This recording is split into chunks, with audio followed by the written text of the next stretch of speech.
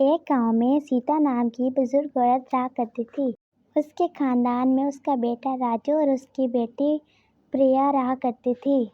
اس کی بیٹی پریا گاؤں میں ایک بیوٹی پارلر چلایا کرتی تھی۔ ایک دن وہ صبح ہوتے ہی اٹھی اور اپنی ماں سے کہنے لگی کہ میں تیار ہو کر جا رہی ہوں۔ پریا کی ماں بولی، سنو بیٹی، تم کہاں جا رہی ہو؟ ابھی تو پارلر کھولنے کا ٹائم بھی نہیں ہوا۔ میں یہ گاؤں چھوڑ کر جا رہی ہوں ماں، مجھے اب یہاں نہیں رہنا۔ بیٹی یہ تم کیا کہہ رہی ہو؟ میں تمہارے بغیر کیسے رہوں گی؟ میرا تو تم دونوں کے سوا کوئی بھی نہیں ہے۔ فوراً ہی راجو آ جاتا ہے۔ راجو اپنی ماں سے کہتا ہے، پریا میرے ساتھ لندن جا رہی ہے، اب ہم یہاں نہیں رہیں گے۔ بیٹا میرا تو تم دونوں کے سوا کوئی ہی نہیں ہے، میں کس کے پاس رہوں گی؟ مجھے اکیلے ڈر لگتا ہے۔ راجو اپنی ماں سے کہنے لگتا ہے کہ اگر آپ کو ہماری اتنی فکر ہے تو آپ ہمارے ساتھ کیوں نہیں چلتی؟ ہم سب وہاں پر خوشی سے رہیں گے۔ میں اب یہاں نہیں رہنا چاہتا۔ میں اس گھر کو چھوڑ کر کبھی نہیں جاؤں گی۔ یہاں تمہارے باپ کی یادیں جڑی ہیں۔ میں اس گھر کو کبھی نہیں چھوڑوں گی۔ تم لوگ جا سکتے ہو۔ یہ سن کر راجو اور پریا اپنی ماں سے لڑنے لگ جاتے ہیں۔ پریا کہتی کہ اگر آپ ہمارے ساتھ جاتی تو ہم ایک اچھی زندگی گزار سکتے ہیں۔ آپ ہمارے ساتھ چلیں گی کہ نہیں؟ تم دونوں چلے گئے تو میں یہاں اکیلی کیا کروں گی؟ میرا خرچہ پانی کون پورا کرے گا؟ راجو اپنی ماں سے کہتا ہے کہ اگر آپ کو خرچے پانی کی اتنی ہی فکر ہے تو آپ ہمارے ساتھ چلیں۔ راجو پریا سے کہتا ہے کہ اب ہم یہاں ایک لمحہ بھی نہیں رہیں گے اور یہاں سے چلے جائیں گے۔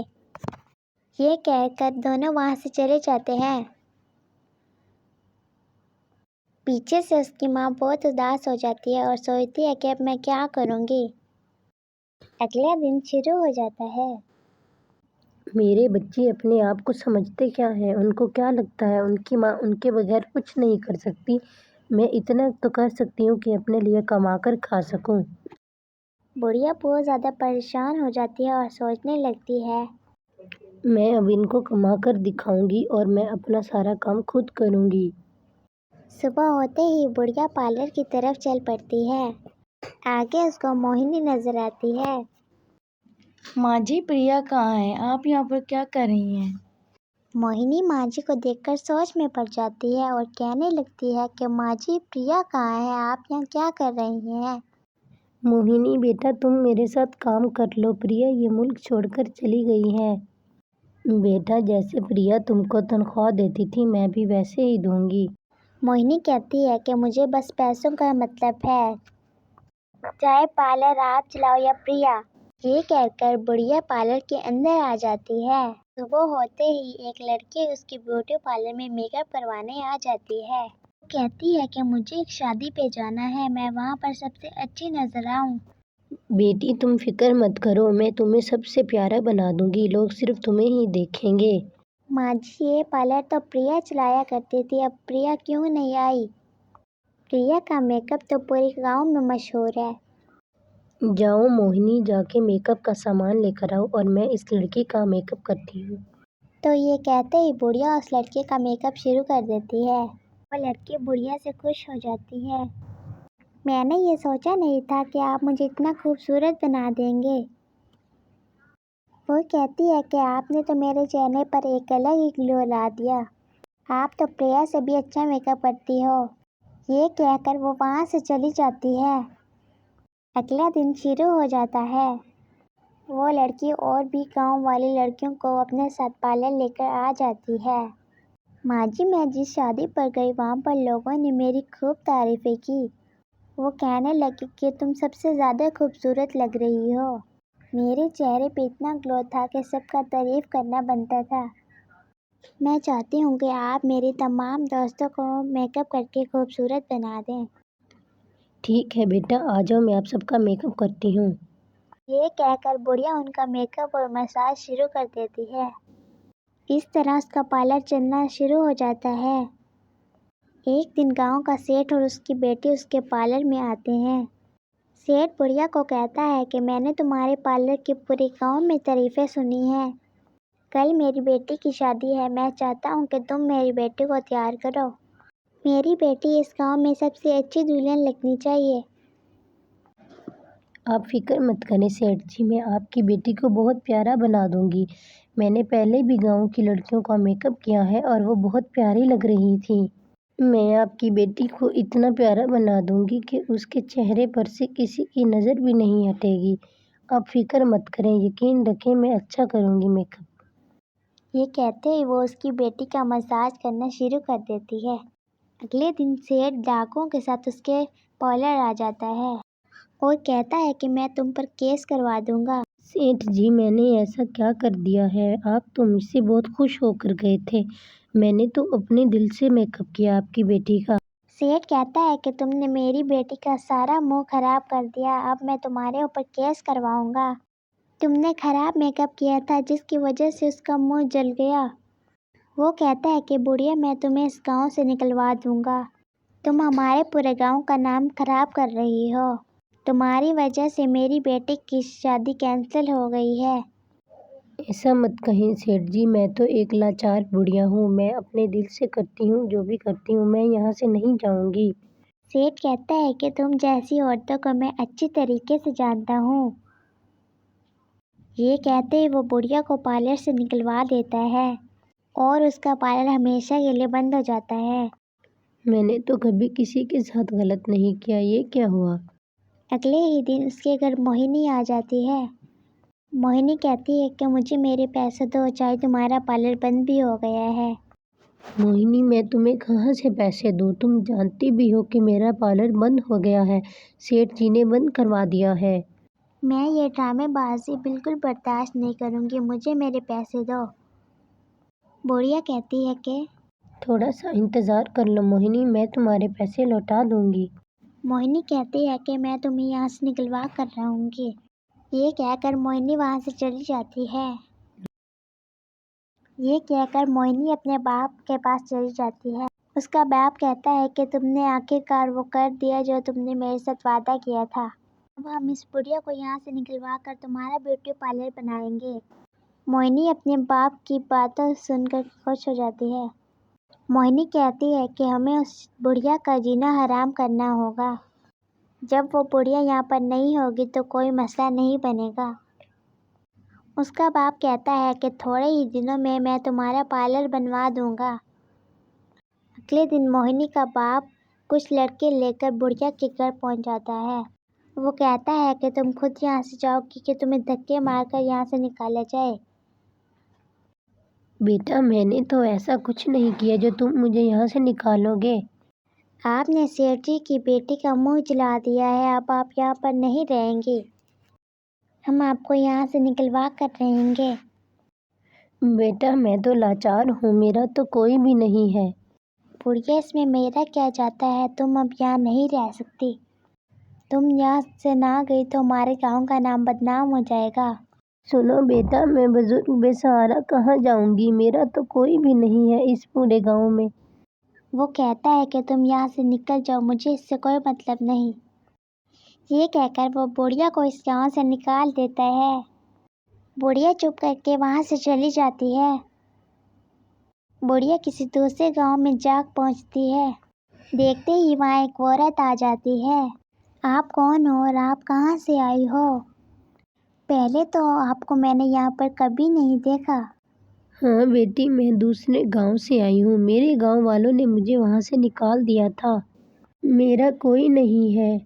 یہ سن کر وہ کہتی ہے کہ میں کچھ عرصہ پہلے ایک بیوٹی پارلر چلایا کرتی تھی، تم چاہو تو یہ پارلر چلا سکتی ہو، میں کچھ عرصے کے لیے شہر جا رہی ہوں، تمہیں کچھ بھی لینے کی ضرورت نہیں ہے، سارا سامان پارلر میں پڑا ہے۔ بیٹی، تم میرا اتنا بھلا کیوں سوچ رہی ہو؟ یہ سن کر وہ کہتی ہے کہ میں آپ کی مدد کرنا چاہتی ہوں۔ بیٹی، کیا تم اپنا پارلر مجھے دے دو گی؟ وہ کہتی ہے کہ آپ میری ماں کی طرح ہو۔ بیٹی، میرے اوپر کون یقین کرے گا؟ آپ فکر نہ کریں، جو جس کے ساتھ برا کرتا ہے ہمیشہ اسی کے ساتھ بھی برا ہوتا ہے۔ آپ تو بہت اچھی اور نیک دل انسان ہیں، آپ نے تو کبھی بھی کسی کا برا نہیں چاہا، تو آپ کے ساتھ بھی نہیں ہوگا۔ وہ بڑھیا کو اپنا پارلر دکھانے لے چلتی ہے۔ پارلر کو دیکھ کر بڑھیا ہکا بکا رہ جاتی ہے۔ وہ لڑکی کہتی ہے کہ آج سے یہ پارلر تمہارا ہے اور وہاں سے چلی جاتی ہے۔ اگلی صبح ایک بوڑھیا عورت اس کے پاس آتی ہے اور کہتی ہے مجھے میک اپ اور مساج کروانا ہے۔ بیوٹی پارلر تو لڑکیاں آتی ہیں، آپ یہاں پر کیوں آئی ہیں؟ آپ نے کیا کروانا ہے؟ وہ کہتی ہے کہ مساج صرف لڑکیاں ہی نہیں کرواتی بلکہ بوڑھی عورتیں بھی کروا سکتی ہیں۔ وہ کہتی ہے کہ باتوں کو چھوڑو اور میرا مساج کرنا شروع کر دو۔ میں چاہتی ہوں کہ میں نوجوان نظر آؤں۔ یہ سنتے ہی وہ بڑھیا کا مساج شروع کر دیتی ہے۔ جیسے ہی بڑھیا آئینہ دیکھتی ہے تو وہ جوان ہو جاتی ہے۔ وہ کہتی ہے میں جوان کیسے ہو گئی؟ میں تو نہیں جانتی کہ تم نوجوان کیسے ہو گئی ہو، میں نے تو بس مساج کیا تھا اور تمہارا میک اپ کیا تھا۔ یہ دیکھ کر بڑھیا خوش ہو جاتی ہے اور اسے اچھے خاصے پیسے دے کر چلی جاتی ہے۔ اگلی صبح آخر یہ میرے ساتھ ہو کیا رہا ہے؟ میں نے اس بڑھیا کو کریم لگائی اور وہ جوان ہو گئی اور مجھے حیرت سے دیکھنے لگی۔ میں تو خود بھی نہیں جانتی کہ یہ کیسے ہو گیا۔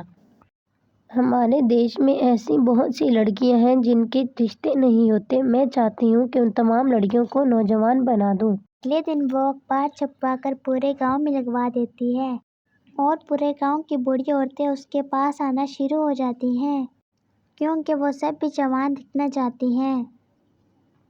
سیٹھ اور اس کی بیٹی بھی چلتے چلتے اس کے پارلر میں پہنچ جاتے ہیں۔ سیٹھ اسے کہتا ہے کہ میں تم سے معافی مانگنا چاہتا ہوں، میں نے تمہیں اپنے گاؤں سے نکال دیا تھا، میری بیٹی کی شادی کینسل ہو گئی تھی۔ سیٹھ جی، میں نہیں جانتی کہ یہ کیسے ہو گیا۔ میں نے تو وہی مساج لگایا تھا جو میں ہر لڑکی کو لگاتی ہوں۔ مجھے نہیں پتا آپ کی بیٹی کا چہرہ ایسے کیسے ہو گیا۔ سیٹھ بڑھیا سے شرمندہ ہو کر اس سے معافی مانگنے لگتا ہے۔ وہ کہتا ہے کہ میں نے سوچا نہیں تھا کہ میری بیٹی کے ساتھ ایسا ہوگا۔ یہ سن کر وہ اس کا مساج کرنا شروع کر دیتی ہے۔ اس کی بیٹی کا چہرہ پہلے جیسا خوبصورت ہو جاتا ہے۔ موہنی اور اس کا باپ یہ سن کر پریشان ہو جاتے ہیں کہ وہ اس گاؤں میں واپس آ جائے گی۔ اگر وہ آ جائے گی تو موہنی کا نام خراب ہو جائے گا۔ موہنی کہتی ہے کہ بزرگ عورتیں اس کے پارلر میں جاتی ہیں اور نوجوان ہو جاتی ہیں۔ آج سے پہلے میں نے ایسا کبھی بھی نہیں سنا تھا۔ دیکھو موہنی، تم نے میرے ساتھ وعدہ کیا تھا کہ وہ یہاں سے ہمیشہ کے لیے چلی گئی ہے اور کبھی بھی یہاں پر واپس نہیں آئے گی۔ اب ہمیں کچھ نہ کچھ کرنا ہوگا ورنہ سب کچھ ختم ہو جائے گا۔ ہمیں کچھ کرنا ہوگا، ہم ایسے ہی ہاتھ پر ہاتھ رکھ کر نہیں بیٹھ سکتے۔ موہنی کہتی ہے کہ ہم اس کے بیوٹی پارلر جا کر اس سے پتہ کرواتے ہیں کہ ایسا وہ کیا کرتی ہے جس سے بوڑھی عورتیں جوان ہو جاتی ہیں۔ اس کا باپ اس کی بات سن کر اس کے ساتھ چلنے کے لیے راضی ہو جاتا ہے۔ موہنی کہتی ہے کہ وہ جگہ برسوں سے بند ہے جہاں پر وہ اپنا بیوٹی پارلر چلا رہی ہے۔ میں نہیں جانتی کہ یہ سب ہمارے ساتھ کیا ہو رہا ہے۔ مجھے وہاں جا کر سب کچھ دیکھنا ہوگا اور پتہ لگانا ہوگا ایسا کیا وہ کر رہی ہے۔ اس کا باپ کہتا ہے کہ تم ایک اچھی بیوٹیشین ہو، ہم دونوں بیس بدل کر اس کے بیوٹی پارلر چلیں گے۔ یہ سن کر موہنی اپنے باپ کی بات سن کر راضی ہو جاتی ہے۔ میں چاہتا ہوں کہ یہ بات کسی بھی گاؤں والوں کو نہ پتہ چلے۔ اگر سیٹھ کو پتہ چلا تو بہت بڑی دقت آ جائے گی۔ یہ کہہ کر دونوں اپنا بیس بدل کر بیوٹی پارلر چل پڑتے ہیں۔ موہنی کا باپ کہتا ہے کہ میں نے سنا ہے کہ تم بوڑھے لوگوں کو جوان کر دیتی ہو، میں چاہتا ہوں کہ تم مجھے بھی جوان کر دو۔ بیٹا، تم نے صحیح سنا ہے، لیکن میں نہیں جانتی کہ سب لوگ جوان کیسے ہو جاتے ہیں۔ وہ کہتا ہے کہ یہ میرے ساتھ میری بیگم ہے، تم ہم دونوں کو جوان کر دو، ہم نے کہیں جانا ہے، تھوڑا جلدی کر دو۔ یہ سنتے ہی بڑھیا ان دونوں کا مساج کرنا شروع کر دیتی ہے۔ وہ کہتا ہے کہ میں تو جوان ہی نہیں ہوا، تو پھر باقی لوگ کیسے جوان ہو جاتے ہیں، مطلب کہ یہ جھوٹ ہے۔ موہنی بڑھیا سے کہتی ہے کہ تم لوگوں سے جھوٹ بول کر انہیں دھوکہ دے رہی ہو۔ وہ دونوں وہاں سے چلے جاتے ہیں۔ اس کا باپ کہتا ہے کہ موہنی، ہم دونوں کے چہرے پر تو ایسا کچھ بھی نہیں ہوا کہ ہم جوان ہو جائیں۔ وہ کہتا ہے کہ ہمیں کچھ اور کرنا ہوگا جس سے اس کا پارلر بند ہو جائے۔ موہنی اپنا اور اپنے باپ کا منہ صاف کرنا شروع کر دیتی ہے۔ موہنی اپنا منہ دیکھ کر حیران ہو جاتی ہے۔ मोहिनी का बाप कहता है कि ये मेकअप तो साफ ही नहीं हो रहा, मुंह के अंदर चला गया है। मोहिनी कहती है कि मेरा मुंह अच्छे तरीके से जल गया है और साफ भी नहीं हो रहा। मैंने सोचा ही नहीं था कि मेरा मुंह ऐसा हो जाएगा। वो दोनों बुढ़िया के पार्लर की तरफ चलने लग जाते हैं। वहाँ पहुंचकर मोहिनी का बाप उससे माफ़ी मांगने लग जाता है। मोहिनी कहती है कि मैंने तुम्हें धोखा देकर तुम्हारा पार्लर बंद करवाया था, मुझे माफ़ कर दो।